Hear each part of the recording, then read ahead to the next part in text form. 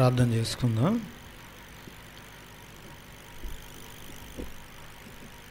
మహాపరిశుద్ధుడు అయిన మా ప్రియ పరలోకపు తండ్రి, నేటి ఆదివారపు ఆరాధనలోనైనా మమ్మల్ని అందరినీ సమకూర్చి మీదైన జ్ఞానాన్ని నేర్పించడానికి తండ్రి మీరు చూపిన మహాకృపను బట్టి ధన్యవాదాలు. ఇదిగోనైనా ఈ ఆరాధనకు చేసిన బిడ్డలందరిని బట్టి ధన్యవాదాలు తెలియజేసుకుంటున్నాం. మీ గ్రంథం నుంచి నాయన నేటి వాతావరణ పరిస్థితులకు తండ్రి తగ్గట్టుగా మా కొరకు రాయించిన మాటలు మేము ఆలోచన చేస్తుండగా తోడుగా ఉండండి. చెప్తున్న నాకు సమయోచితమైన జ్ఞానాన్ని ప్రసాదించండి. వింటున్న మీ పిల్లలకు తండ్రి వినగలిగే శక్తిని, గ్రహించే హృదయాన్ని దయచేయమని వేడుకుంటూ యేసుక్రీస్తు వారి పవిత్రమైన నామమున ఈ ప్రార్థన అడిగి వేడుకుంటున్నాం మా తండ్రి, ఆమేన్. నేటి ఆదివారపు ఆరాధనకు విచ్చేసిన దేవుని పిల్లైన మీ అందరికీ క్రీస్తు పేరిట శుభములు తెలియజేసుకుంటున్నాను. ప్రియులారా, మరి విలువైన సమయంలో ఒక మంచి పాఠాన్ని మనం ఆలోచన చేద్దాం. పెరుగుతున్న భూతాపం, రగులుతున్న దేవుని కోపం అనే పాఠాన్ని మనం నేర్చుకుందాం. పెరుగుతున్న భూతాపం, రగులుతున్న దేవుని కోపం. ప్రియమైన దేవుని వల్లరా, దేవుడు ఎంత ప్రేమామయుడో మనందరికీ తెలుసు. ఆయన ప్రేమ లోతు, ఎత్తు, వెడల్పు ఇవన్నీ కూడా గత కాలంలో మనం నేర్చుకున్నాం.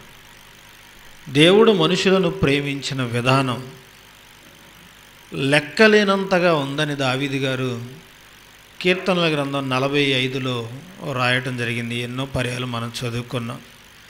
దేవుడు మన పట్ల జరిగించిన ఆశ్చర్యక్రియలు, మన ఎడల తనకున్న తలంపులు బహు విస్తారములు. వాటిని వివరించి చెప్పాలనుకుంటే అవి లెక్కకు మించి ఉన్నవి, అన్కౌంటబుల్ అన్నాడు దావీదు గారు. అదే దావీదు గారు 139:17లో కూడా అదే మాటను మరలా చెప్తున్నారు. ఆయనకు మన పట్ల ఉన్న తలంపులు ఎలాంటివట? ఇసుక కంటే ఎక్కువగా ఉన్నవి అన్నాడు. ప్రపంచంలో ఇసుకను లెక్క పెట్టిన వాళ్ళు ఎవరైనా ఉన్నారండి? అసలు ఇసుకను లెక్కించిన వాళ్ళు ఎవరైనా ఉన్నారా? ఎవరు లేరండి. ఇల్లు కట్టుకుంటాం మనం, ఎన్ని ట్రాక్టర్లో ఎన్ని లారీల్లో ఇసుక అంటే లెక్క చెప్పం కానీ, లేదా ఎన్ని టన్నులో చెప్తాం కానీ ఎన్ని ఇసుక రేణువులు అంటే ఎవరైనా చెప్పగలరా? ఎవరో చెప్పలేరు. మరి దేవుడు నీ గురించి నా గురించి ఆలోచించిన ఆలోచనలు ఇసుక కంటే కూడా ఎక్కువగా ఉన్నాయి అన్నాడు. ఇసుక కంటే ఎక్కువ అంటే దేవుని ఆలోచనలు అనంతం, మన పట్ల అనంతం. మరి మనకు దేవుని పట్ల ఉన్న ఆలోచనలు ఎంత?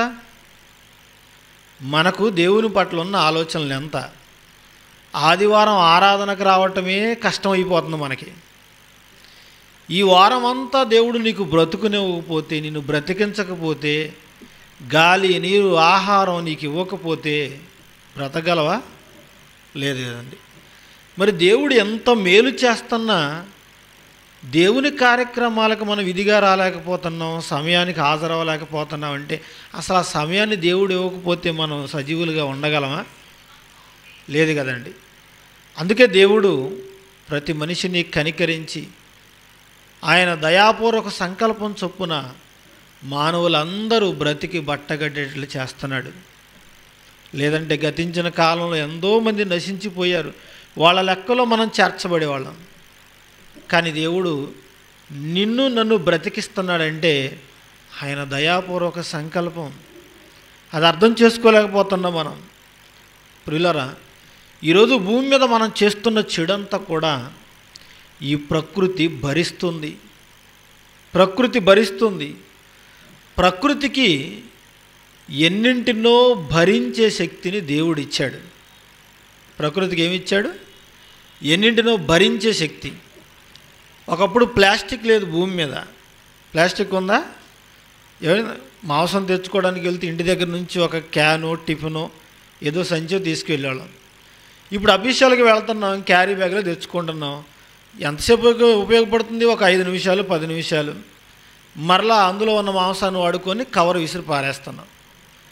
మనం పారవేసిన ఆ కవరు కుళ్ళిపోవడానికి భూమిలో 1,00,000 సంవత్సరాలు పడుతుందంట. ఆ 1,00,000 సంవత్సరాలు అది భూమిలో ఉండి ఏం చేస్తుంది? ఈ భూమిని నిస్సారవంతమైనదిగా చేస్తుంది. అందుకే ఈరోజు పంటలు పండటం లేదు, లేదా సమయానికి వర్షాలు కురవటం లేదు. కారణం ఏంటంటే ప్లాస్టిక్ భూతం పెరిగిపోయింది. ఏదో ప్రభుత్వాలు మారగానే అడవుడి చేస్తారు. ఆ షాపుల్లో ప్లాస్టిక్ కవర్లు ఉన్నాయో, ఈ షాపులో ఉన్నాయో పాలిథిన్ కవర్లు అని చెప్పేసి వెతుకుతూ ఉంటారు. ఆ తర్వాత కొన్ని రోజులకు మరలా మామూలే, తర్వాత మామూలే.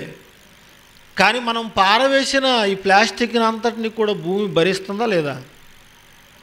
మన వాడి పారవేసిన వ్యర్థాలన్నింటినీ కూడా భూమి ఏం చేస్తుంది?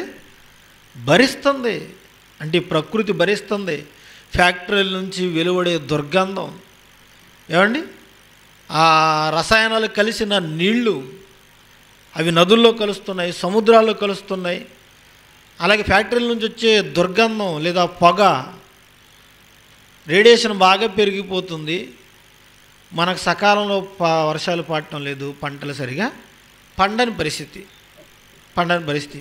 ఎందుకంటే భూతాపం పెరిగిపోతూ ఉంది. చూడండి, ఇది వర్షాకాలంలో లేదు, ఎండాకాలంలాగా ఉంది. ఒకప్పుడు సమయానికి వర్షాలు పడేవి. ఇప్పుడు పడుతున్నాయా? లేదు కదండి. ఇప్పటికే రైతులందరూ విత్తనాలు విత్తుకొని చక్కగా పంటలు సాగు చేసుకుంటూ ఉండే పరిస్థితి. కానీ ఈరోజు ఆ పరిస్థితి లేదు. కారణం ఏంటంటే వాతావరణంలో ఎన్నో మార్పులు చోటు చేసుకోవటం వల్ల, ఎన్నో మార్పులు. భూమిలాగానే మన శరీరం కూడా ఎన్నో వ్యాధులను భరిస్తుంది. శరీరం కూడా లోపల ఉన్న ఆత్మ మన రోగాలను భరిస్తుంది. ప్రియులారా, విపరీతం అయిపోయింది అనుకున్నప్పుడు జ్వరం రూపంలో మనకు కొన్ని లక్షణాల సిమ్టమ్స్ చూపిస్తూ ఉండే శరీరం. ఇదిగో నీకు పలానా రోగం ఉంది, టెస్ట్ చేయించుకో, పలానా సమస్య ఉంది, టెస్ట్ చేయించుకో. ముందు జ్వరం వస్తుంది, వేడి పెరిగిపోతుంది.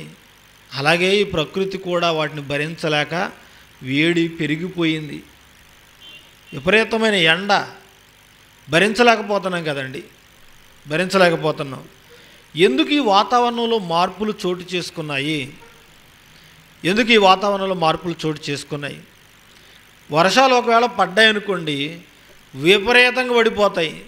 మొన్న మే నెలలో వర్షాలు పడ్డాయి.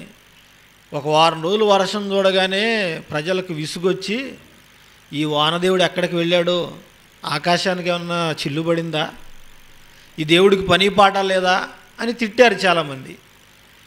ఆ వర్షం పోయింది అద్దెక, ఇప్పటి వరకు వర్షాలు లేవు. మరలా ఎండకు భరించలేక మరలా దేవుణ్ణి దూషిస్తున్నారు. పడ్డాయనుకోండి, ఒకవేళ విపరీతంగా పడిపోతాయి. లేదంటే కరువు, అయితే అతివృష్టి, లేకపోతే అనావృష్టి. అందుకేనండి సమయానికి పంటలు పండటం లేదు, రైతు నోటికి ధాన్యం అందటం లేదు. రైతు కష్టపడకపోతేనండి ఈ భూమి మీద ఎవరు బ్రతకలేరు. దేశానికి వెన్నెముక ఎవరని చెప్తున్నారు? రైతులు. కానీ ఆ రైతుకు బ్యాంకు వెళితే లోన్ ఇచ్చేవాళ్ళు లేరు. మందు కట్టల రేట్లు పెంచేశారు, విత్తనాల రేట్లు పెంచేశారు. మరి వెన్నెముకైన ఆ రైతును ప్రోత్సహించాలి కదా పంటలు పండించాలంటే. ఏమంటే ఇక్కడ కూర్చొని మనందరికీ పొలాలు ఉన్నాయా? పండించుకొని తింటున్నావా? లేవు. మరి నీ నోటికి 3 పూట్ల ఆహారం అందుతుందంటే అది ఎవరి కష్టం అండి? రైతు కష్టం. ఆ రైతుకు దేవుడు సకాలంలో వర్షాలు కురిపించాలి, అది దేవుని కష్టం. ప్రియులారా, ఆ రైతు ఎంత కష్టపడితే మనం తింటున్నామండి. నాకేంటండి 1000 రూపాయల ఉద్యోగం, సాఫ్ట్వేర్ జాబ్ చేస్తున్నాను, లేదా రాజకీయ నాయకుడు నాకు ఇన్ని డబ్బులు వస్తున్నాయి, నేను వ్యాపారం చేస్తున్నాను, ఇన్ని లక్షలు వస్తున్నాయి అని అనుకుంటే మన దగ్గర ఉన్న రంగుల కాగితాలు మనం తినగలవా? నీ దగ్గర ఎన్ని నోట్ల కట్టలున్నా తినటానికి విత్తనం కావాలి, ఆహారం కావాలి. అది పండించేది ఎవరంటే రైతు అండి. ఆ రైతు కష్టం ఎవరండి గుర్తిస్తున్నారు? అసలు దేవుని కష్టమే గుర్తించలేదంటే రైతు కష్టాన్ని గుర్తించిందా ఈ లోకం? చెప్పండి, గుర్తిస్తుందా? లేదు కదండి. చూడండి, అందరూ పొలాల్లో విత్తనాలు విత్తుకున్నారు. విత్తనాలు విత్తుకొని ఆకాశం వైపు ఆశతో ఎదురు చూస్తున్నారు. ఎప్పుడు వర్షం పడుతుందా ఎదురు చూస్తున్నారండి రైతు ఆశతో. కానీ వర్షాలు కురవటం లేదు, పంటలు సరిగా పండటం లేదు. ఒకవేళ అరకొరగా పడిన వర్షానికి ఆ విత్తనాలు మొలకెత్తాయి అనుకోండి, మరలా 4వ రోజు వేసే ఎండకి ఏం చేస్తుంది, మాడిపోతుంటాయి, ఎండిపోతూ ఉంటాయి పొలాలన్నీ కూడా. మరి వాతావరణంలో ఇన్ని మార్పులు చోటు చేసుకోవడానికి గల కారణం ఏంటి? దీని అంతటికి కారణం ఎవరు? చూద్దామండి దేవుడు ఏం చెప్పాడు. ఇర్మియా గ్రంథము 5వ అధ్యాయము 24, 25 వచనాలు చూద్దామండి. ఇర్మియా గ్రంథం 5వ అధ్యాయము 24, 25 వచనాలు చూద్దామండి. వారు రండి, మన దేవుడైన యెహోవాయందు భయభక్తులు కలిగి ఉందాము. దేవుడే తొలకరి వర్షాన్ని, కడవరి వర్షమును దాని కాలమున కురిపించువాడు కదా.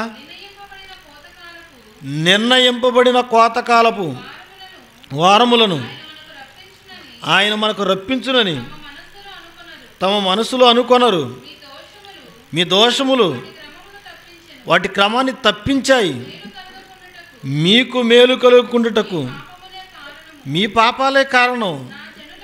నా జనుల్లో దుష్టులున్నారు, వారు పొంచి ఉంటారు,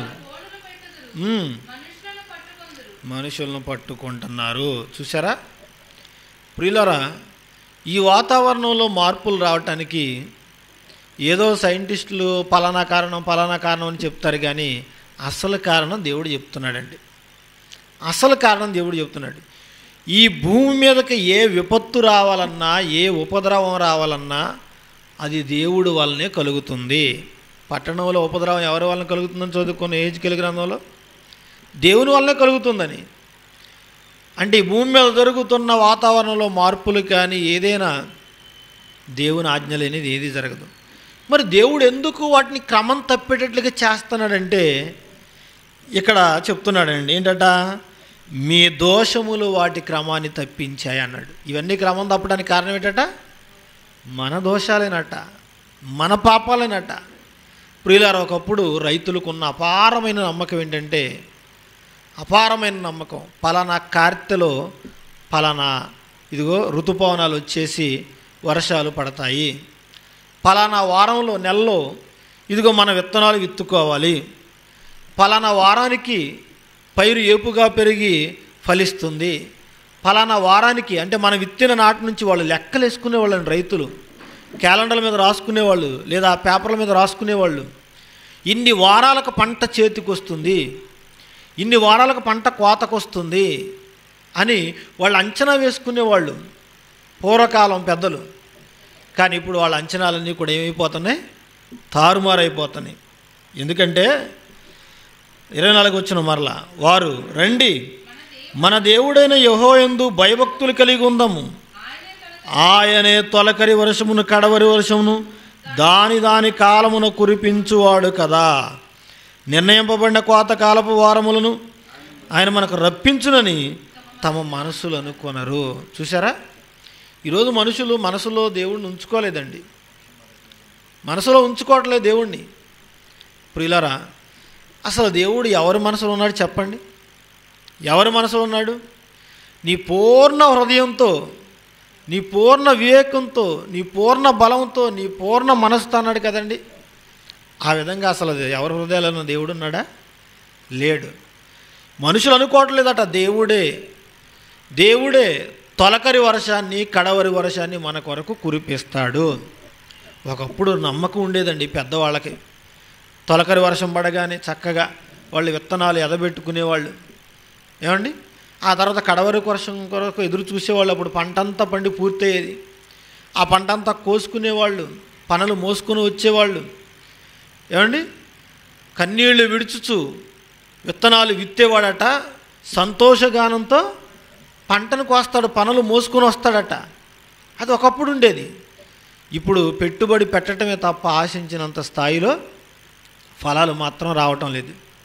ఫలాలు మాత్రం రావటం లేదు. కారణం ఏంటంటే మీ దోషాలే, మీ దోషాలే. ఎందుకంటే అసలు దేవుడు తొలకరి వర్షాన్ని కురిపిస్తాడని నమ్మకం ఉందా మనుషులకి? కడవరి వర్షాన్ని మన కొరకు కురిపిస్తున్నాడని నమ్మకం ఉందా? లేదు కదండి. అందుకే మనం చేస్తున్న ప్రతి పాపం కూడా ఏం చేసేట, వాటి క్రమాన్ని తప్పించేట. ఎందుకు మనం కూడా అనుకోవట్లేదు, దేవుడు తొలకరి వర్షాన్ని కురిపిస్తాడు, కడవరి వర్షాన్ని కురిపిస్తాడు, కోతకాలపు వారములను నిర్ణయిస్తాడు మన కొరకనే నమ్మకం మనుషుల్లో కూడా బొత్తిగా పోయింది. చెడుతనం విపరీతంగా పెరిగిపోయింది. మీకు మేలు కలుగుకుండుటకు మీ పాపాలే కారణం అన్నాడు. ఏం కారణం అట? మన పాపాలు. అంటే మనకు తొలకరి వర్షం కానీ కడవరి వర్షం కానీ సకాలంలో కురవపోవడానికి గల కారణం ఏంటి? మన అందరి పాపాలు అంటున్నాడు. అంటే పాపం చేయకుండా ఉంటే అన్నీ చక్కగా ఉంటాయా? క్రమం ప్రకారం జరుగుతాయా? జరుగుతాయండి. అది చేసి చూస్తే కదా, చేసి చూస్తే కదా. ప్రియులారా, నిన్ననే మన ముఖ్యమంత్రి చంద్రబాబు నాయుడు గారి నియోజకవర్గం ఉంది కదండి, కుప్పం. 7 గ్రామాల ప్రజలు అడవిలోకి పోయి అక్కడ ఒక రాత్రి అంతా గడిపి వచ్చారట. వర్షం కొరకు ఎదురు చూసి అక్కడికి వెళ్ళి ప్రార్థనలు చేసుకోవడానికి వెళ్ళారట. కప్పలను కట్టేసి కర్రలకు వాళ్ళ మీద నీళ్లు చల్లుకుంటూ ఊరేగించుకుంటూ వెళ్ళిపోయారట. ఇలా చేస్తే ఏమండి వర్షాలు కురుస్తాయా? గాడిదలకు పెళ్ళిళ్ళు చేస్తే వర్షాలు కురుస్తాయా? కురవు. నీ పాపాలు మానుకోవాలి, నీ దోషాలు మానుకోవాలి. ఎందుకంటే నిత్యము దేవుని కళ్ళెదుట కనపడుతున్నాయి అవన్నీ కూడా. వాటిని అన్నింటినీ సరిచేసుకుంటే సకాలంలో నీకు పంటలు పండుతాయి, పనులు దొరుకుతాయి, ఉద్యోగాలు ఉంటాయి, వ్యాపారాలు ఉంటాయి, దేశం సుభిక్షంగా ఉంటుంది. దేశం సుభిక్షంగా ఉంటుంది. నా జనులలో దుష్టులు ఉన్నారంటున్నాడండి. దుష్టులు ఉన్నారు. సకాలంలో పంటలు పండకపోవటానికి, ఋతువులు రాకపోవటానికి ఏమండి కారణం ఏంటంటే మన పాపాలే, మన దోషాలే. దుష్టులు ఉన్నారట, దుష్టులు ఉన్నారు. ఎందుకంటే దేవుడు చెప్పిన ఆజ్ఞను పాటించకుండా ఆయనకు వ్యతిరేకంగా చేస్తేనండి మరి మనకు మేలు ఎలా జరుగుతుంది?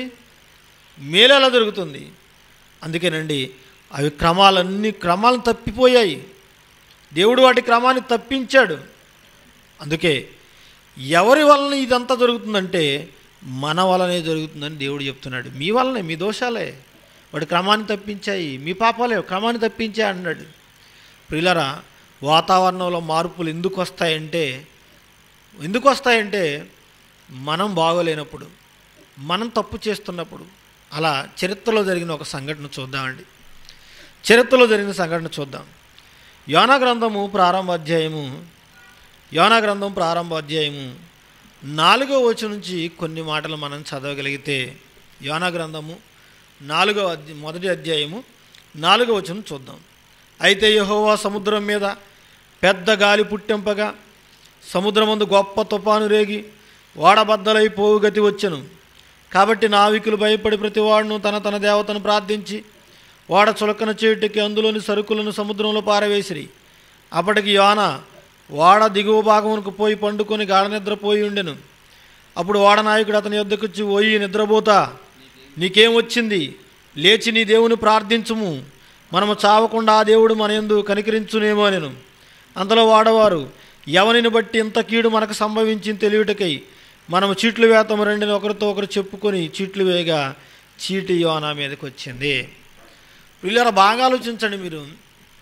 అక్కడ యోనా గారు చేసిన తప్పేంటండి? నినివేకి వెళ్ళమని చెప్తే ఈయన ఎక్కడికి వెళ్ళిపోతున్నాడు? తర్షీష్కి వెళ్ళిపోతున్నారండి. నినివేకి వెళ్ళి ప్రకటించు. అక్కడ జనుల పాపం విపరీతం అయిపోయింది. వాళ్ళ పాపం చేయటంలో వాళ్ళు పండిపోయారు. విపరీతం అయిపోయింది ఆ పరిస్థితిలో పాపం.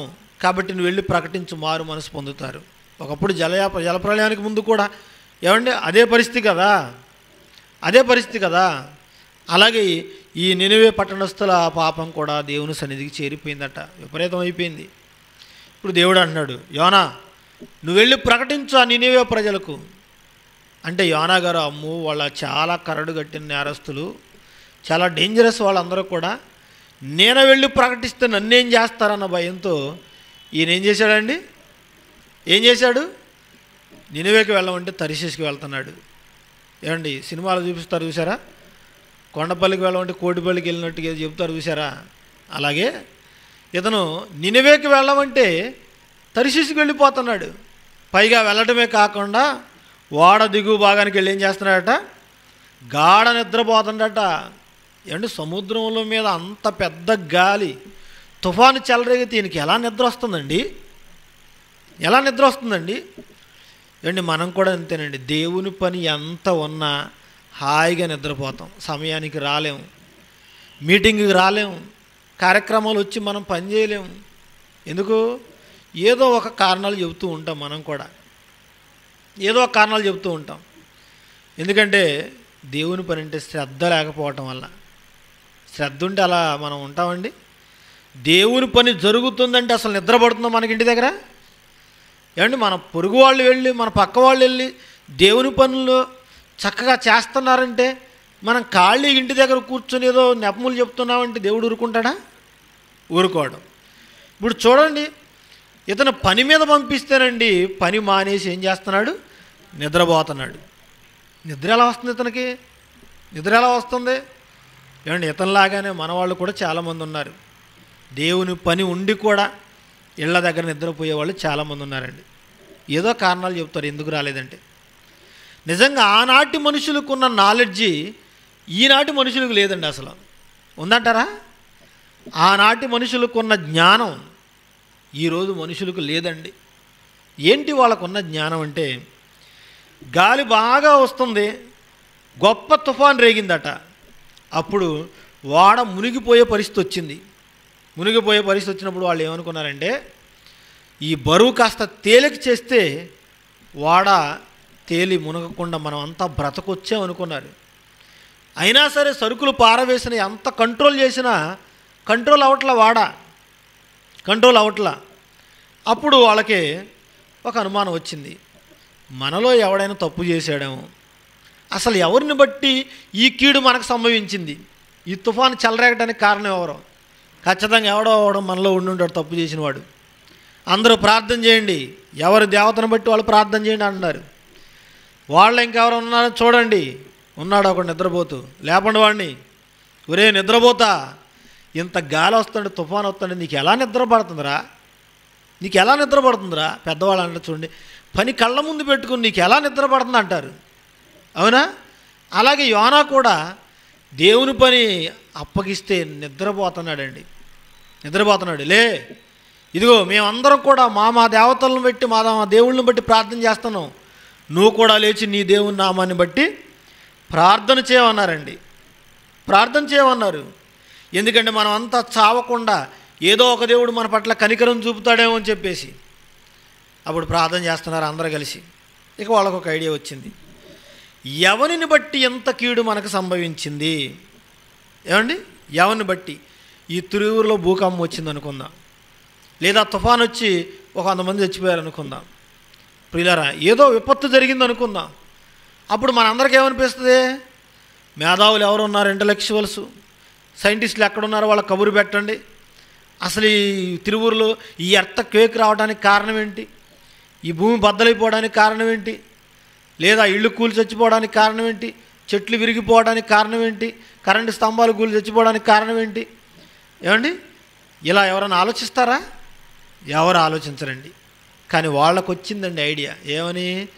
ఖచ్చితంగా ఇది మనుషుల తప్పును బట్టే వచ్చింది, మనుషుల పాపాన్ని బట్టే వచ్చింది. ఎవరిని బట్టి వచ్చిందో రండి మనం అందరం కూర్చొని చీట్లు వేసుకుందాం అన్నారండి. చీట్లు రాశారు, అందరి పేర్లు రాశారు, యోనా పేరు రాశారు, మిగతా వాళ్ళ పేర్లు రాశారు. ఖచ్చితంగా చీటీ తీస్తే ఎవరి పేరు మీద వచ్చింది? ఎవరి పేరు మీద వచ్చింది? యోనా పేరు మీద వచ్చింది. ఇప్పుడు గాలి తుఫాను ఎవరి కొరకు వచ్చింది? యోనా కొరకే వచ్చింది. కరెక్టే వాళ్ళు ఆలోచించింది. ప్రియులారా, సామెతల గ్రంథంలో చెప్తున్నాడు కదా, చీట్లు ఒడిలో వేయబడును, తీర్పు యెహోవా వశము అన్నాడు. అర్థమైందా? చీట్లు వేస్తాం మనం కూడా, చిన్న పిల్లల చేత తీపిస్తాం కల్మషం లేదని. అర్థమైందా? కల్మషం లేదని ఆ చీట్లన్నీ కూడా వేసేసి చిన్న పిల్లని పిలిచి తీయమని చెప్తూ ఉంటాం. అలాగే ఇప్పుడు వీళ్ళు కూడా చీటి తీశారు. ఒక చీటి ఎవరి పేరు మీద వచ్చిందండి? యోనా పేరు మీద వచ్చింది. ఇప్పుడు ఆ తుఫాను కానీ ఆ గాలి కానీ ఎవరిని బట్టి వచ్చింది? యోనాను బట్టేనా? యోనాను బట్టే వచ్చింది. దేవుడు తీర్పు తీర్చాడు. తీర్పు యెహోవా వశం. జరిగిందా లేదా? జరిగింది. ఇప్పుడు ఏం చేయాలి యోనా నిన్ను అన్నారు. ఏం చేయమంటారు ప్రభు? ఇదిగో నాదే తప్పిదం, నేనే నినివేకి వెళ్ళమంటే తరిశీసుకు వచ్చేసాను, నాదే తప్పు, నన్ను ఎత్తి సముద్రంలో పడవేయండి, తుఫాను ఆగిపోద్ది అన్నాడు. ఏమండి? ఎత్తి సముద్రంలో పడవేయండి. యోనా కాళ్ళు చేతులు లేవా? ఈయనే దూకొచ్చు కదండి. మరి ఎందుకు దూకటం లేదు? ఆత్మహత్య మహాపాపం అండి. ఆత్మహత్య చేసుకోకూడదు. అందుకే మీరు పడేయండి నన్ను, నా అంతటి నేను చచ్చిపోను అన్నాడు. అప్పుడు యోనాను ఎత్తి పడేయగానే ఆ తుఫాను సద్దు మణిగిపోయిందట, ఆ గాలి ఆగిపోయిందట. అర్థమైందా? అంటే దేవుడు రప్పించే ప్రతి ఉపద్రవం వెనక ఎవరి తప్పిదాలు కనపడుతున్నాయి? మనుషుల తప్పిదాలు, మనుషుల పాపాలు, మనుషులు దుష్టులు ఉన్నారని చెప్తున్నాడు. ప్రియులారా, ఈరోజు అతివృష్టి, అనావృష్టి లేదా కరువు ఇవన్నీ రావడానికి కారణం ఏంటంటే మన దోషాలు, మన పాపాలేనట. ఆ రోజు మనుషులకున్న జ్ఞానం ఈరోజు మనుషులకు ఉందండి? ఉందా? ఏమండి? ఏ ఊరిలోనైనా ఇప్పుడు ఆ 7 గ్రామాల ప్రజలందరూ అడవికి వెళ్ళకపోతే ఆ 7 గ్రామాల ప్రజలందరూ కూడా కూర్చొని, ప్రభువా మాలో ఎవరు పాపాత్ములు దుష్టులు ఉన్నారు, ఇదిగో మా పాపాలను ఒప్పుకుంటున్నాం, మా మీద కరుణించి వర్షాలను కురిపించంటే దేవుడు కురిపించడా? కురిపిస్తాడు. మరి అడవికి వెళ్ళిపోయి నిద్ర చేసి వస్తే అక్కడేమొచ్చింది? వర్షాలు పడతాయా? లేదు కదండి. ఏదో మనుషుల ఆలోచనలు, తెలియక చేస్తున్న తప్పులన్నీ ఇవన్నీ కూడా.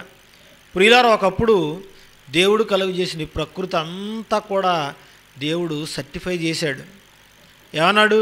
దేవుడు తాను చేసిన యావత్తు సృష్టిని చూసినప్పుడు అది చాలా మంచిదన్నాడు. ఏమండి? బాగుంటే గుడ్ అంటాం, కాస్త బాగుంటే వెరీ గుడ్ అంటాం, ఇంకా బాగుంటే ఏమంటాం? వెరీ వెరీ వెరీ గుడ్ అంటాం. దేవుడు చేసిన సృష్టి కూడా చాలా బాగుందట. మరి ఆ సృష్టి అప్పుడు బాగున్నది ఇప్పుడు ఎందుకు క్రమం తప్పింది? మన దోషాలను బట్టే, మన పాపాలను బట్టే. అందుకేనండి ఇకనైనా మనలో మనం సరి చేసుకోవాలి. వాక్యంతో నేనేం చేస్తున్నానని ప్రతి మనిషి కూడా నిలబడి ఆలోచించుకోవాలి. నాలో ఏమైనా లోపాలు ఉన్నాయా? నేను దేవుని ఎదుట సరిగ్గా ఉన్నానా? నా హృదయం దేవుని ఎదుట సరైనదిగా ఉన్నదా? లేదా నా హృదయం నా మీద ఏమైనా దోషారోపణ చేస్తుందా అని చెప్పేసి ఏం చేయాలి? ప్రతి మనిషి తన్ను తాను పరీక్షించుకోవాలి. అప్పుడు దేవుడు యథావిధిగా కోతకాలపు వారములను నిర్ణయిస్తాడు. తొలకరి వర్షం, కడవరి వర్షాన్ని కురిపిస్తాడు. ఒకప్పుడు బాగున్న ప్రకృతి ఎందుకు ఇప్పుడు పాడైపోయిందంటే మనం చేసిన తప్పిదాల వలనే.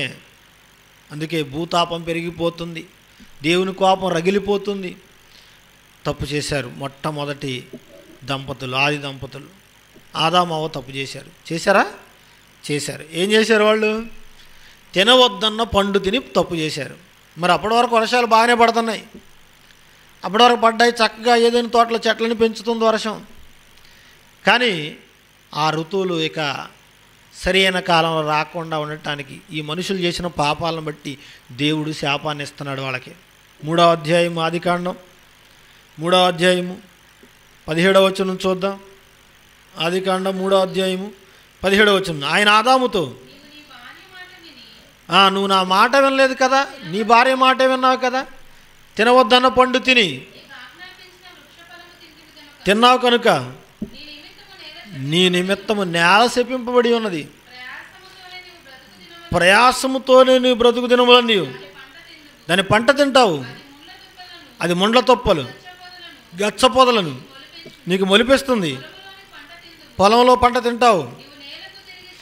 నీవు నేలకు తిరిగి చేరు వరకు నీ ముఖపు చెమట కార్చి ఆహారం తింటావు. చూసారా? నువ్వు మట్టికి చేరేంతవరకు కష్టపడాలి ఆదాం. ఒకప్పుడు ఆదాము పంట పండించుకోవాల్సిన పరిస్థితి ఉందా? వ్యవసాయం చేయవలసిన పరిస్థితి ఉందా? లేదు కదండి. దేవుడు ఆల్రెడీ తోటను వేశాడు.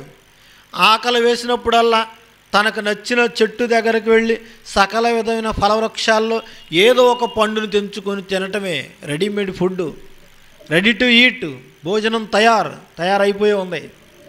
కానీ ఇప్పుడు ఈయనే పండించుకొని తినాలట, ఇతనే పండించుకొని తినాలి, నేలను దున్నాలి, కానీ నేల నీకు సహకరించదు. ముండ్ల తొప్పలు గచ్చ తీగలు మొలిపిస్తుంది. ప్రియులరా, చిన్నప్పుడు చదువుకున్నాం మన పుస్తకాల్లో పొదలు, గుల్మాలు, ఏకవార్షిక మొక్కలని చదువుకున్నాం. అవన్నీ మొలుస్తూ ఉంటాయి పొలాల్లో, పంటతో పాటు గోధుమలతో పాటు గురుగులు మొలుస్తూ ఉంటాయి. అవన్నీ పంట వల్ల మనకి ఇబ్బందులు, అవన్నీ మనం బాగు చేసుకోవాలంటే కష్టం. కానీ నేల, నువ్వు నా మీద తిరుగుబాటు చేసావు కాబట్టి నేను నేలను నీ మీద తిరుగుబాటు చేసేట్లుగా చేస్తాను, అందుకే అది నీకు సహకరించదు. ముండ్ల తొప్పలు గచ్చ తీగలు మొలిపిస్తుంది. ఏమండి, అవి ఎవరైనా విత్తుకుంటారు పొలంలో ఏరైతేనా? వాటంతటా అవే మొలుస్తాయి, వాటంతటా అవే మొలుస్తాయండి. ప్రియులారా చూడండి, అంటే ఆదాము చేసిన తిరుగుబాటుకు దేవుడు ప్రకృతికి శాపాన్ని ఇచ్చాడు.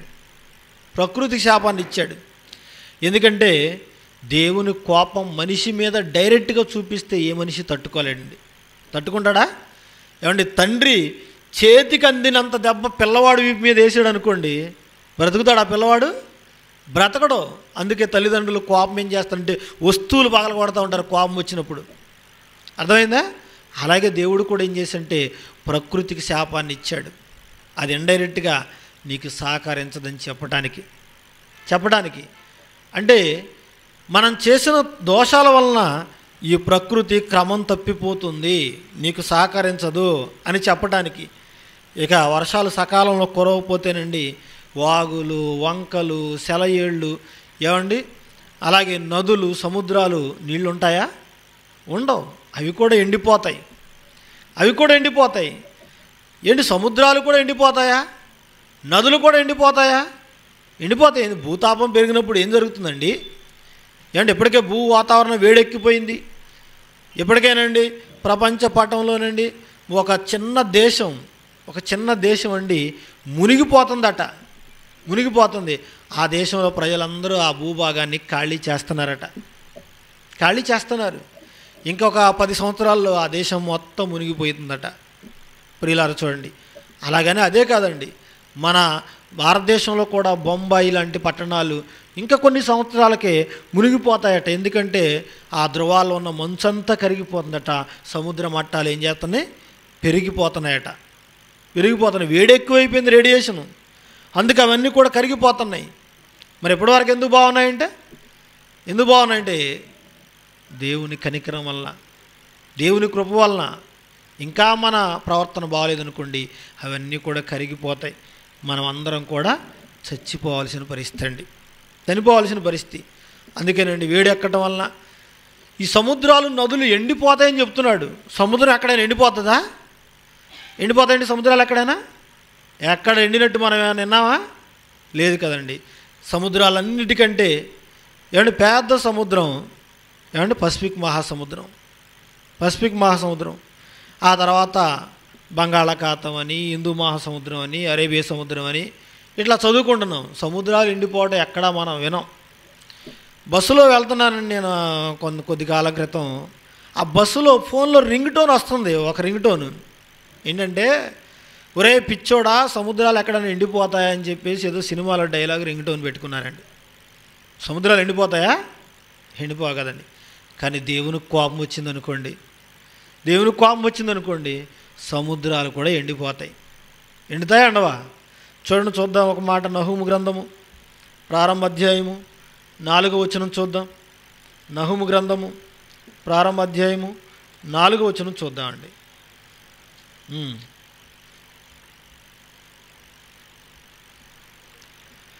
ఆయన సముద్రమును గద్దించి ఆరిపోజేయును, నదులన్నిటిని ఆయన ఎండిపోజేయును అన్నాడు. దేవుడు ఏం చేస్తాడట? సముద్రాన్ని గద్దించి ఆరిపో, బంగాళాఖాతం అంటే ఆరిపోతుంది, ఆరిపో పసిఫిక్ అంటే ఆరిపోతుంది. ఏమంటే దేవుని మాట వల్లనే వాటన్నింటినీ కలగజేశాడు. మరలా ఆయన మాట చెప్తే ఆరిపోవా? ఆరిపోతాయి. అందుకే చెప్తున్నాడండి, సముద్రమా నువ్వు ఆరిపో, నది నువ్వు ఎండిపో అంటే ఇక ఆయన మాట సెలవిస్తేనండి జరగంది ఏం చెప్పండి? జరగందేముంది? సముద్రాలు, నదులు ఎండిపోయాయి అంటే ఇక మనం బ్రతకగలమా? లెక్కలు కడుతున్నారండి. ఇంకా కొన్ని సంవత్సరాలకి మనిషికి ఇన్ని ఔన్సులు నీరే వాడుకోవాలి. ఏమండి, ఆ అన్ని ఔన్సులు నీరు కనీసం ముఖం కడుక్కోవడానికి కూడా, నాలుగు తడవడానికి కూడా పనిచేయవు. నీళ్ళు లేకపోతే ఇప్పటికే నీళ్ళ కోసం కొట్టుకుంటున్నారు రాష్ట్రాలు, దేశాలు వాళ్ళు కొట్టుకున్నారు లేదా? చూడండి, ఆంధ్ర, తెలంగాణ కృష్ణానది జలాల గురించి, గోదావరి నది జలాల గురించి కొట్టుకుంటున్నారు. కర్ణాటక అలాగే తమిళనాడు కావేరీ జలాల గురించి కొట్టుకుంటున్నారు వాళ్ళు. అలాగే పాకిస్తాను, ఇండియా సింధు నది జలాల గురించి కొట్టుకుంటున్నారు.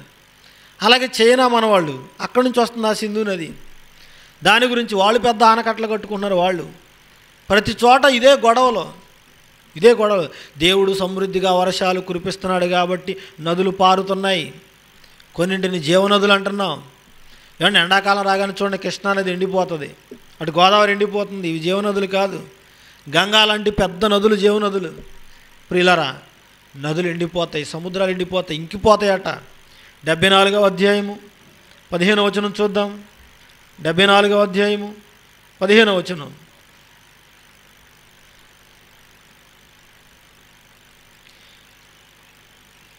బొగ్గలను నదులను పుట్టించితివి, నిత్యము ప్రవహించు నదులను నీవు ఇంక చేసితివి. ఇంక చేయటం అంటే నీళ్లు నేల మీద పారబోసామనుకోండి, ఏమైపోతాయి? ఇంకిపోతాయి, లోపల చొచ్చుకొని పోతాయి, నీళ్లు కనపడవు మనకి. దేవుడే నదులను బొగ్గలను పుట్టించాడట. బొగ్గలు అనగానే మనకున్న బొగ్గలు కాదు, లేదా అంబులెన్స్ మీద అండ్ కుయ్యమనేసి బొగ్గలు కాదండి. ఏంటట? నీటి ఓటలండి. ఏం చేశాడట ఆయన? బొగ్గలను నదులను పుట్టించాడట. ఇంకేం చేస్తున్నాడు? నిత్యము ప్రవహించు నదులను నీవింక చేసితివి. అంటే రాజస్థాన్కి వెళ్ళిపోతానండి, అక్కడ ఎడారిలోనండి లూని, బాని అనే నదులు ఉంటాయి రెండు. అవి కొంత దూరం ప్రయాణం చేసిన తర్వాత ఆ ఇసుకలో కనపడవండి. ఇక ఏమైపోతాయి? ఇసుకలో కలిసిపోతాయి. ఇలా నదులను దేవుడు ఏం చేస్తున్నాడట? ఇంకా చేస్తున్నాడట. ఆరిపోతున్నాయి. సముద్రాన్ని ఆరిపోజేస్తున్నాడు. నది ఒక లెక్కండి సముద్రంతో పోల్చుకుంటే. ఎందుకంటే దేవుని కోపం రగులుతుంది వాటి మీద, నువ్వు చేసిన పాపాన్ని బట్టి.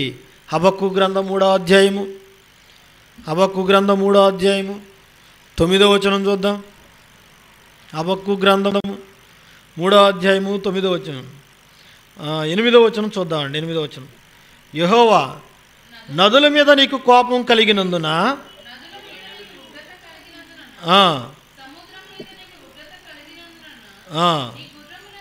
చాలండి. దేవుని కోపం, ఉగ్రత ఎక్కడెక్కడ ఉందట? నదుల మీద ఉందట, సముద్రం మీద ఉందట. అందుకే సముద్రాలు ఏమైపోతున్నాయి? ఆరిపోతున్నాయి. నదులు ఏమైపోతున్నాయి? ఇంకిపోతున్నాయి. ఏమండి, చరిత్రలోకి వెళ్ళి చూస్తేనండి కాలగర్భంలో కలిసిపోయిన నదులు ఎన్నో ఉన్నాయండి.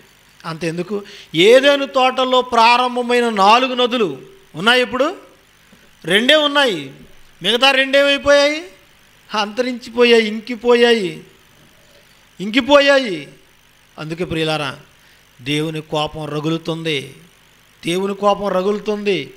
భూతాపం పెరిగిపోతుంది. కారణం ఏంటంటే మనం చేసిన పాపాలను బట్టి. అందుకే ఎక్కడైనా నేనేం చేస్తున్నానని తన ప్రవర్తన దిద్దుకునే వాళ్ళు ఒక్కరు కూడా లేరు కదండి. అందుకే మారాలి మనం, మార్పు చెందాలి మనం. లేకపోతే దేవుని కోపం రగిలిపోతుంది. చూడండి, దేవుని కోపం వస్తే ఏమవుతుందో చెప్తున్నాడు చూడండి. దేవుని కోపం వస్తే ఏం చెప్తున్నాడు చూడండి. 107వ అధ్యాయము 33-34 వచనాలు చూద్దాం. 107వ అధ్యాయము 33-34 వచనాలు. దేశ నివాసుల చెడుతనమును బట్టి ఆయన నదులను అడవిగాను, నీటి బొగ్గలను ఎండిన నేలగాను, సత్తువు గల భూమిని చవిటి పర్రగాను మార్చెను. అరణ్యము నీటి మొడుగ్గాను, ఎండిన నేలను నీటి ఊటల గల చోటుగాను ఆయన మారుస్తాడు. చూసారా ప్రియులరా, నీటి బొగ్గల నదులను పుట్టించేది ఆయనని చదువుకున్నాం కదా. ఎండిన నేలలో నుంచి ఆయన ఏం చేస్తాడట? ఏమండి, నీటి బుగ్గలను నీళ్ళని రప్పిస్తాడు. కానీ ఆయన కోపం వచ్చిందనుకో ఏం చేస్తాడట? ఆయన కోపం వస్తే ఏం చేస్తాడట? దేశ నివాసుల చెడుతనమును బట్టి నదులను అడవిగాను నీటి బుగ్గలను ఎండిన నేలగాను. ఏంటి, నదులు అడవిలో అయిపోతాయా? నదులు ఏమండి నిత్యము పారే నదులు అడవిగా మారిపోతాయా? మరి నీళ్ళు లేకపోతే ఏమవుతుందండి? నీళ్ళు లేకపోతే ఏమవుతుంది? చెట్లు మొలుస్తాయి. రాజధాని ప్రాంతానికి వెళ్ళి చూస్తేనండి నిత్యము పంటలు పండేవి. మొన్న వెళ్ళాం కదా ఎగ్జామ్ కొరకు, అక్కడ రైతులు గోడు వెళ్ళబోసుకుంటున్నారు. నిత్యము పంటలు పండేవి. మరి ఇప్పుడు సాగు చేయట్లేదు. ఏమైపోయాయి? అడవిగా మారిపోయింది. పెద్ద పెద్ద తుమ్మ చెట్లు, ఇదిగో మన పక్కన చెట్టును చూసారా, అంత పెద్ద తుమ్మ చెట్లు, పిచ్చి మొక్కలన్నీ మొలిసి అడవిలా కనపడుతుందండి. అడవిలా సాగు చేయకపోతే ఏమవుతుంది? నీళ్లు ప్రవహించకపోతే నదేమైపోతుంది? చెట్లు మొలుస్తాయి, మొక్కలు మొలుస్తాయి, గడ్డి మొలుస్తుంది, జంతువులు తిరుగుతుంటే అడవిగా మారిపోతుంది. కారణం ఏంటి చెప్తున్నాడు? దేశ నివాసుల చెడుతనమును బట్టి నదులను అడవిగాను నీటి బుగ్గలను ఎండిన నేలగాను అన్నాడు. ఏమండి, ఎండాకాలం రాగానే చెరువులన్నీ నీళ్ళు ఎండిపోతాయి, వాగులో ఉన్న నీళ్ళన్నీ ఎండిపోతాయి, సెలయేళ్ళలో నీళ్ళు ఎండిపోతాయి. ఉంటాయా? ఎండిపోతాయి. అలాగే దేవునికి కోపం వస్తే అవి కూడా ఎండిపోతాయట. దానికి కారణం ఏంటంటే నీ చెడుతనమే అన్నాడు. ఎవరి చెడుని బట్టి వాతావరణంలో ఇన్ని మార్పులు వచ్చాయి? మన చెడుని బట్టే కదా. మీ దోషములు వాటి క్రమాన్ని తప్పించే అన్నాడు కదా. వాటి కాలమున దేవుడు రప్పిస్తున్నాడు సమయానికి. వాటికి తెలుసు టైం, కానీ మనకు తెలియదు టైం. ఎప్పుడైనా అసలు టైం పంక్చువాలిటీ మనం పాటించి ఎప్పుడైనా మన జీవితంలో ఏమంటే ఎప్పుడైనా మనం చెప్తూనే ఉంటాం, ఇప్పుడు కూడా పంక్చువాలిటీ పాటించమండి మనం ప్రియులారా. కానీ వాతావరణంలో అవి ఎప్పుడు టైంకి వచ్చే ఋతువులు, కానీ ఎందుకు మార్పు చోటు చేసుకుందంటే నీ చెడుతనాన్ని బట్టి అన్నాడు. నీటి చెడుతనాన్ని బట్టి. అలాగే 44వ అధ్యాయము 27వ వచనం, యెషయా గ్రంథము 44వ అధ్యాయము 27వ వచనం చూద్దామండి. 44:27. 44:27. నేనే ఈ నదులను ఎండజేయుచున్నాను, ఎండిపొమ్మని ప్రవాహముతో నేనే చెప్పుచున్నాను. చూసారా, అమెరికాలో ఒక పిచ్చివాడు దేవుడి మీద కేసు వేసాడండి. ఏంటంటే ఆ కేసు, ఈ భూమి మీద జరుగుతున్న విపత్తులన్నిటికి కారణం దేవుడే. తెలుసుకున్నాడు, మంచిదే. మరి దేవుడే అని తెలిసినప్పుడు నువ్వు మారాలా వద్దా? మార్పు చెందాలా వద్దా? నా తప్పు అయింది, క్షమించు ప్రభువా, మరి ఇటన్నిటి కారణం నువ్వే, దీని అంతకు నా చెడుతనమే కారణం, నా ప్రవర్తన దిద్దుకుంటానని ఏమండి మారు మనసు పొందాలా? దేవుడి మీద కేసు వేయాలా? చెప్పండి, దేవుడి మీద కేసు వేయాలా? దేవుడే చెప్తున్నాడు ఏమని?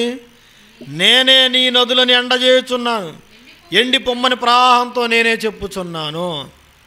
ఏమండి, ప్రభుత్వం నిర్ణయించిన దానికంటే ఎక్కువ నీళ్ళు మనం వాడుకున్నాం అనుకోండి, ఊరుకుంటుందా ప్రభుత్వం? ఏమంటే కేంద్ర ప్రభుత్వం ఆంధ్ర తెలంగాణకి మధ్యలో ఒక మధ్యవర్తి గుండా ఏం చేస్తే పంచాయతీలు చేశారు. ఇన్ని టీఎంసీలు నీళ్ళు వాడుకోవాలి మీరు. మనం ఎక్కువగా తీసుకున్నాం అనుకోండి, ఊరుకుంటారా? కేసు పెడతారు, పంచాయతీ పెడతారు, నానా రచ్చ చేస్తారు. ఇప్పుడు దేవుడు ఏమంటున్నాడు? నేనే ఆ నీళ్ళను తీసేసుకున్నాను, ఎండిపోజేస్తున్నాను. ఇప్పుడు దేవుడి మీద ఎవరన్నా కేసు పెట్టగలరా? కేసు పెడతారండి? ఏం చేశానన్నాడు ఆయన? నదులను ఎండ చేస్తున్నాను, ఎండిపోమ్మని నేనే నీళ్ళతో చెప్తున్నాను. ఎండిపో నది, కృష్ణానది ఎండిపో, గోదావరి ఎండిపో, తుంగభద్ర ఎండిపో, నేనే చెప్తున్నాను ఎండిపోమ్మని. నన్ను ఎవరేం చేయగలరు? దేవుడిని ఎవరైనా ఏమైనా చేయగలరా? చేయలేరండి. ఏమండి, దేవుని మాటకు అన్నీ ఎండిపోతున్నాయి. అసలు సముద్రమే ఎండిపోయిందంటే అసలు అక్కడ విన్నామండి మాట? విన్నామండి ప్రియులారా? కజకిస్తాన్కు ఆనుకొని 4వ అతిపెద్ద సముద్రం ఉందండి. కజకిస్తాన్ ప్రాంతానికి ఆనుకొని 4వ అతిపెద్ద సముద్రం ఉంది. ఆ సముద్రం పేరేంటంటే అరల్ సముద్రం. మీరు గూగుల్లో సెర్చ్ చేసుకున్న నెట్లో చూసినా మీకు కనబడుతుంది. ఏం పేరు దాని పేరు? అరల సముద్రం అండి. ఈ అరల సముద్రం ఎండిపోయిందట. సముద్రం ఎండిపోవటం ఏంటండి? అసలు ఎక్కడన్నా ఉందా సముద్రం ఎండిపోవటం ఏంటి చెప్పండి?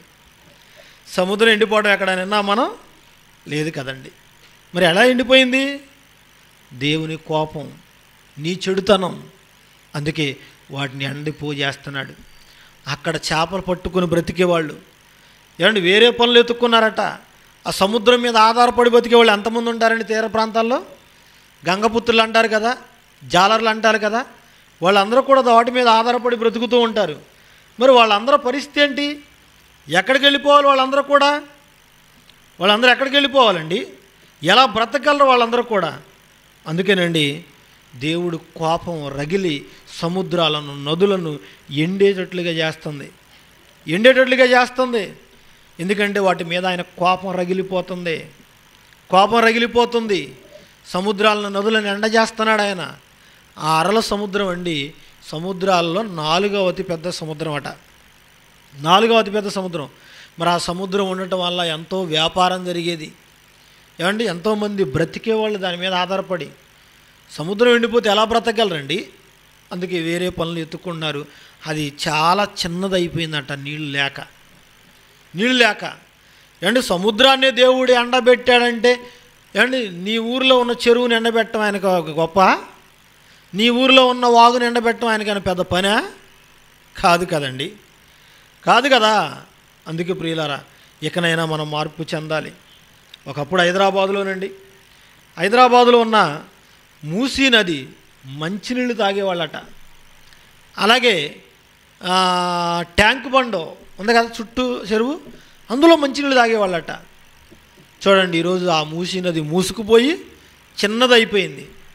అందులో అంత దుర్గంధం. ఆ బస్టాండ్ ముందు వెళ్ళిపోతున్నాం అనుకోండి, ఎంత కంపు కొడుతుందో చూడండి. హైదరాబాద్ బస్టాండ్కి వెళ్ళిపోతే ఏమండి హుస్సేన్ సాగర్, అదే ట్యాంక్ బండ్, అదేగా హుస్సేన్ సాగర్ చూడండి, అది కూడా ఆక్రమించేశారు. అందుకే రేవంత్ రెడ్డి గారు హైడ్రా అని పెట్టి ఆ ఆక్రమిత ప్రాంతాలన్నింటి కూడా ఏం చేస్తున్నాడు? తొలగించేస్తున్నాడు. అందుకే ప్రియులారా, ఇవన్నీ మనుషులు చెడుతరాన్ని బట్టే. ఇప్పుడు వర్షాలు కురిశాయనుకోండి, హైదరాబాదు మునిగిపోతుంది. కారణం ఏంటంటే 2000 చెరువులను పూడ్చేసి వాళ్ళు ఇల్లు కట్టుకున్నారట. మరి ఆ ప్రవాహం అంతా ఎటు వెళ్ళిపోవాలి? మనం చూసాం కదా, విజయవాడలో కూడా అదే పరిస్థితి. ఆ బుడమేర ఉన్న ప్రాంతంలోని చెరువులు పూడ్చేసి ఇల్లు కట్టుకున్నారట. ఫస్ట్ ఫ్లోర్ వరకు మునిగిపోయాయి. ఆ సింగనగర్ ఆనుకొని ఒక ఇల్లు ఉంటుందండి, పేపర్లో రాశారు. చాలా సంపన్నులు, ఇంట్లో 2 BMW కార్లు ఉన్నాయట. అండ్ కోటీశ్వర్లు, కోట్లున్నాయి ఇంట్లో, రంగుల కట్టలున్నాయి. ఒక వాటర్ ప్యాకెట్ కోసం ఎదురు చూశారండి వాళ్ళు, వాటర్ బాటిల్ కోసం. ఒక అన్నం పొట్లం కోసం ఎదురు చూశారండి వాళ్ళు. కారణం ఏంటి? మనుషుల చెడుతనం. రంగుల కాగితాలు మనం తినగలమండి? బ్యాంకులో కట్టలు ఉన్నాయి, తినగలవా? రైతు పండించిన ఆహారం లేకపోతే తినలేం కదండి. అందుకే అది గచ్చతీగలు, ముండ్ల పొదలు మొలిపిస్తుంది. భూతాపం పెరిగిపోయింది. దేవుని కోపం రగిలిపోతుంది. 106వ అధ్యాయము 9వ వచనం చూద్దాం. 106వ అధ్యాయము 9వ వచనం చూద్దామండి. అది ఆరిపోయింది.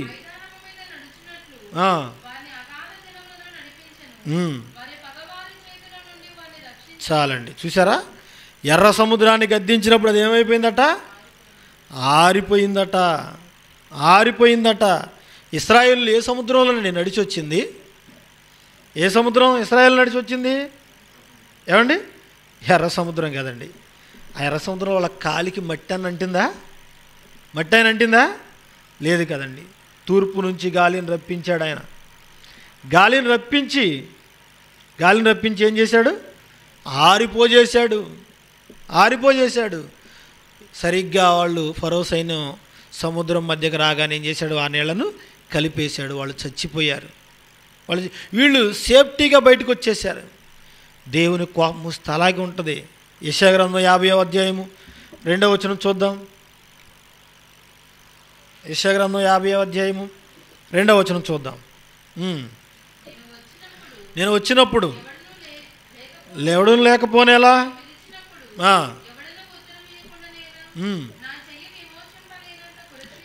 కురచయిందా?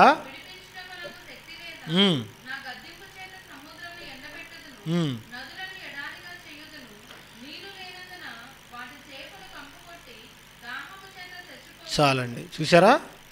దేవుని కోపం గద్దింపు చేత ఏం చేస్తున్నాడట? సముద్రాన్ని ఎండబెడుతున్నాడు. అరల సముద్రం ఎలా ఎండిపోయిందో, అంటే దేవుని కోపం వస్తే అసలు భూమి మీద చుక్క నీరు కూడా ఉండదండి. చుక్క నీరు కూడా ఉండదు. ఎండాకాలం పిల్లలండి బయటికి వెళ్ళి ఆడుకుంటూ ఉంటారు. అంటే పిల్లలు సహజంగా అంటే నీటి తేమ ఎక్కువగా ఉంటుంది, నీటి శాతం ఎక్కువగా ఉంటుంది. మనకంటే వడదెబ్బ తగిలింది కానీ చిన్నపిల్లలకి అంతగా తగలదు, వాళ్ళలో నీటి శాతం ఎక్కువ ఉంటుంది. చూడండి, ఒక యాడ్ ఇస్తాడండి, అందులో సూర్యుడు ఎక్కడో ఉండి వాడి తలలో స్ట్రా వేసి ఏం చేస్తాడు? ఆ నీళ్లను పీల్చేస్తూ ఉంటాడు. సూర్యుడికి కోపం వస్తే ఏం చేస్తాడు? నీళ్లను లాగేస్తాడు. ఏమండి, ఇది నీకు అర్థం కాగలిగితే దేవుడు కోపం వస్తే ఏం చేస్తాడు? నీళ్ళనన్నింటిని ఏం చేస్తాడు? ఆవిరి ఎక్క చేస్తాడు, ఆరిపోజేస్తాడు. నీళ్లు లేనందున వాటి చేపలు కంపు కొట్టి దాహం చేత చచ్చిపోతాయి అన్నాడు. చెరువు ఎండిపోయింది అనుకోండి, చేపలు ఉంటాయి అందులో? చేపలు ఉంటాయా? సముద్రం ఎండిపోతే చేపలు ఉంటాయా? నదులు ఎండిపోతే చేపలు ఉంటాయా? ఉండవు కదండి. దేవుడి గద్దింపు, దేవుని కోపం కారణం ఏంటంటే నీ పాపాలే. అదే ఇర్మియా గ్రంథం 5:22 మనం చదువుకున్నాం. నీ దోషాలే, నీ పాపాలే వాటి క్రమాన్ని తప్పించాయి. నా జనుల్లో దుష్టులు ఉన్నారన్నారు. అందుకే ప్రతి దేశం కూడా వర్షాలు సకాలంలో కురవటం లేదా, పంటలు సరిగా పండటం లేదా. ఆ దేశంలో ఉన్న అధికారులు, ముఖ్యమంత్రులు, ప్రధానమంత్రులు అందరూ కూడా అత్యవసర సమావేశం ఏర్పాటు చేసుకుని పలానా ఆంధ్రప్రదేశ్లో వర్షాలు కురవటం లేదట, మీరందరూ వెళ్ళి ఎవరెవరైతే పాపం చేస్తున్నారో వాళ్ళందరినీ కనిపెట్టండి, పాపాలు జరగకుండా చూడండి అని సమావేశం పెట్టాలండి. మరి ఎక్కడైనా ఉన్నాయి ఇవన్నీ కూడా? లేవు కదండి. మరి దేవుడు సముద్రాన్ని, నదులను ఎండిపోజేస్తున్నాడు కదా. ఆయన కోపం వచ్చిందనుకోండి, నిన్ను కూడా ఎండగడతాడు. నాకేంటిలే బాగానే ఉన్నాను అనుకుంటాను. బుద్ధి లేని కన్యకల దివిటీలు ఆరిపోయా లేదా? ఆరిపోజేశాడా? ఎందుకు? నూనె లేదు. మనం అనుకుంటున్నాం కదా నూనె లేకపోయినందున ఆరిపోయా అనుకుంటున్నాం. కానీ అంతకుముందే వాళ్ళకి బుద్ధి లేదు. అసలు బుద్ధి లేకపోతే ఏం చేస్తారు? బుద్ధి లేని వారు అసూయ చేత చచ్చిపోతారన్నాడు. ఎందుకంటే మనలో మంచి లేదనుకోండి, దేవుడు మనల్ని ఏదో ఒక రూపేణ తొలగిస్తాడు. అసలు వర్షాన్ని ఎందుకు కురిపిస్తున్నాడు? హెబ్రీయులకు రాసిన పత్రిక 6వ అధ్యాయము 7వ వచనం చూడండి. హెబ్రీయులకు రాసిన పత్రిక 6వ అధ్యాయము 7వ వచనం చూద్దాం. చదవండి. ఎట్లనగా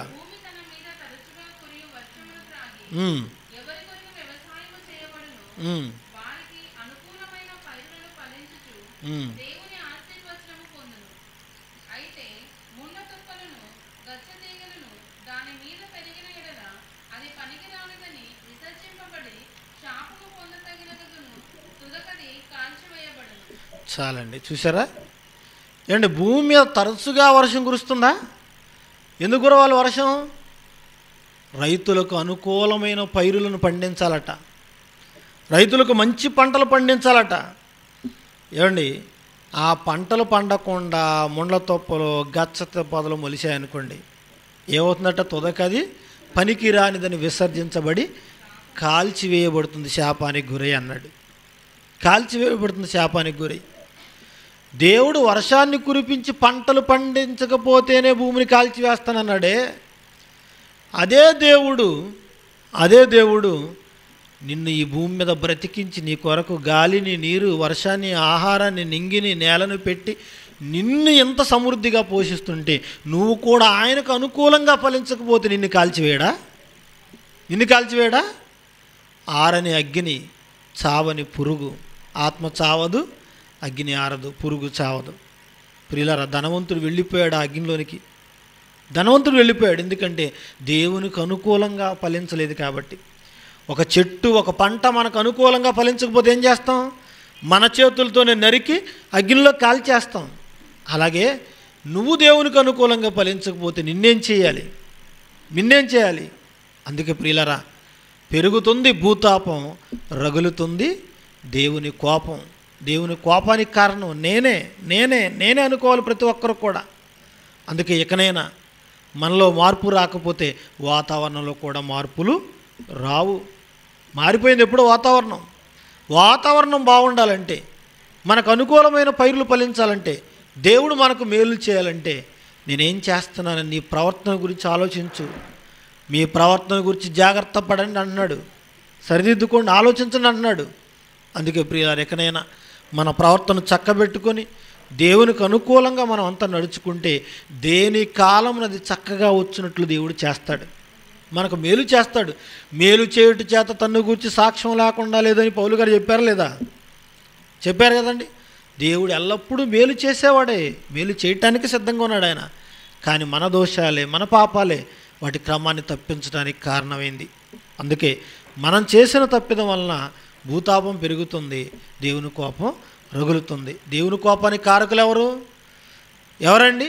ఎవరినో చూపించకండి, ప్రతి ఒక్కరూ చెప్పుకోండి, నేనే ఆయన కోపానికి కారణం, నేనే ఆయన కోపానికి కారణం అని అనుకుంటేనండి అందరూ మారు మనసు పొందగలిగితే దేవుడు చక్కగా ఈ భూమిని కొంతకాలం ఉంచుతాడు. లేదంటే అగ్నిలో కాల్చి వేస్తాడు, అందులో మనం కూడా కాలిపోతాం. అందుకే ప్రియులారా, ఎక్కడైనా మన ప్రవర్తనను చక్కబెట్టుకొని దేవునికి అనుకూలమైన ఫలాలు ఫలించే వారికి ఉండాలని తెలియజేస్తూ ఈ మాటలు ముగిస్తున్నాను. ప్రార్థన చేసుకుందామండి. ప్రేమ నమ్మకము కలిగిన మా ప్రియా పరలోకపు తండ్రి, ఈ భూమి మీద నాయన తరచుగా వర్షాన్ని కురిపించేది మాకు అనుకూలమైన పైరులను ఫలించాలని. అలాగే తండ్రి, భూమి మీద తండ్రి మమ్మలను పెంచి పోషిస్తున్నారు, మీకు అనుకూలంగా మేము ఫలించాలని. మాలో ఫలములు లేనప్పుడు ఎలాగూ సముద్రాన్ని, నదులను నాయన నీటి బుగ్గలను ఎండిపోజేస్తున్నారు, మా జీవితాలకు కూడా అలాగే ఆరిపోతాయి, ఇంకిపోతాయి తండ్రి. కాబట్టి తండ్రి, ఇకనైనా తండ్రి విన్న మాటల ప్రకారం మేము మా ప్రవర్తన చక్కబెట్టుకొని మీ కొరకు నాయన ఉన్నతముగా జీవించే భాగ్యాన్ని దయచేయండి. ఇంతటి మహాజ్ఞానాన్ని మాకు నేర్పిన మా తండ్రి గారికి మంచి ఆరోగ్యాన్ని, ఆయుష్ని ఇవ్వండి తండ్రి. మీ సేవలోనైనా నమ్మకంగా ఉంటూ ఇదిగోనైనా మాతో పాటు అనేక ఆత్మలనైనా మీ చెంతకు చేర్చే భాగ్యాన్ని దయచేయండి. కూడి వచ్చిన సంఘ బిడ్డలను జ్ఞాపకం చేసుకునండి, ఆయురారోగ్యములు దయచేయండి. వారు చేస్తున్న ప్రతి విధమైన పనులు తోడుగా ఉండండి. మీ చిత్త ప్రకారం మేమంతా బ్రతికి కన్ను మూస్తేనైనా పరలోకానికి చేరుకునే భాగ్యాన్ని దయచేయమని వేడుకుంటూ, సంఘంలోనైనా ఎవరైనా అనారోగ్యంగా ఉంటే మీ బిడ్డలందరికీ ఆరోగ్యాన్ని దయచేయమని వేడుకుంటూ, క్రీస్తు వారి పుణ్యనామమున ఈ ప్రార్థన అడిగి వేడుకుంటున్నాం మా తండ్రి. ఆమెన్. అందరికీ వందనాలు.